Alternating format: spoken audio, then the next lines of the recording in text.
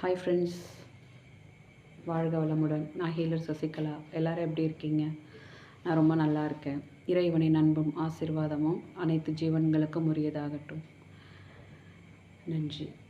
இன்றைக்கி நம்ம பார்க்க போகிற விஷயம் என்ன அப்படின்னு பார்த்திங்கன்னா, ஆன்மீகம். ஆன்மீகம் அப்படின்றது அப்படின்னா என்ன அப்படின்றத இன்றைக்கி நம்ம தெரிஞ்சுக்கலாம். சரிங்களா? ஆன்மீகம் அப்படின்னா நம்மலாம் என்ன நினச்சிட்ருக்கோம் அப்படின்னா, கோயிலுக்கு போகிறது, பூஜை பண்ணுறது, விளக்கேற்றுறது, பரிகாரங்கள் செய்கிறது, இது மட்டும்தான் ஆன்மீகமானு கேட்டால் இது எல்லாமே நம்ம நம்பிக்கை சார்ந்தது. சரிங்களா? இதை எதையுமே நான் தவறாக சொல்லலை. அதை முதல்ல நீங்கள் எல்லோரும் புரிஞ்சுக்கணும். இது எல்லாமே நம்மளோட நம்பிக்கை சார்ந்தது. சரிங்களா? அப்போ என்ன உண்மையான ஆன்மீகம் அப்படின்னு கேட்டிங்க அப்படின்னா, நம்ம அந்த ஆன்மீகத்தை பற்றி, உண்மையான ஆன்மீகத்தை பற்றி தெரிஞ்சுக்கணும் அப்படின்னா, நம்ம ஃபஸ்ட்டு தவம் அப்படின்றது, தியானம் அப்படின்றதுக்குள்ளே போகணும். இதை தான் நான் முன்னாடியே சொல்லிகிட்ருக்கேன். சரிங்களா? இதை பண்ணும்போது என்னாகும் அப்படின்னா, நம்ம இப்போ பூஜை பண்ணுறதுனால, கோயிலுக்கு போகிறதுனால, இதனால் மட்டும் இதெல்லாம் தெரிஞ்சுக்க முடியாது. நீங்கள் தியானம் பண்ணுறதுனால தெரிஞ்சுக்க முடியும். இதில் நம்ம மைண்டு கிட்டத்தட்ட டைவர்ட் ஆகுது. சரிங்களா? ஏன்னா நம்மளோட எண்ணங்கள் எதை நோக்கி பாயுதோ அதில் தான் நம்மளோட ஆற்றல் பாயும். ஸோ நீங்கள் இறைவனை வெளியில் தேடுறீங்க. சரிங்களா? அப்போ அது ஆன்மீகமாக மாறாது. உள்ளே தேடணும். உங்களோட தேடலை எல்லாத்தையுமே நீங்கள் உள்முகமாக திருப்பணும். நீங்கள் உள்முகமாக திருப்பும்போது உங்களுக்கு இதை பற்றின எல்லா ஒரு தெளிவும் கிடைக்கும். சரிங்களா? உள்முகமாக திருப்பணுன்னா என்ன பண்ணணும்? தியானம் பண்ணணும். இன்னும் சொல்லணும் அப்படின்னா, உங்களை இறைவன்கிட்ட முழுக்க ஒப்படைச்சிடணும். சரிங்களா? ஒப்படைச்சிட்டு நீங்கள் தியானம் பண்ணும்போது இதுக்கான முழு அர்த்தமும் உங்களுக்கு உண்மையாகவே தெரிய வரும்.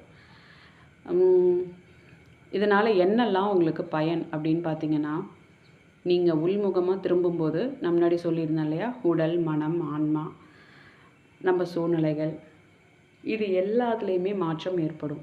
நமக்கான சக்தி கிடைக்கும். சரிங்களா? நம்ம ரொம்ப ஆரோக்கியமாக மாறுவோம், ரொம்ப இளமையாக மாறுவோம். நமக்கு எல்லா விஷயங்களுமே தெரிய வரும். நம்ம பிறப்புக்கான காரணம் தெரிய வரும். இந்த பூமிக்கு ஏன் வந்திருக்கோன்ற ரகசியம் தெரிய வரும்.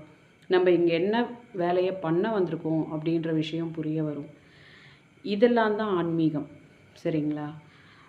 நம்ம நம்மளோட கவனத்தை வெளியில் வைக்கிறத விட, இதை நான் வெறும் சிம்பிளாக கோவில் விளக்கு போடுறது, பூஜை பண்ணுறதுன்னு சொல்லியிருக்கேன். ஒட்டு மொத்தமாகவே சொல்கிறேன்.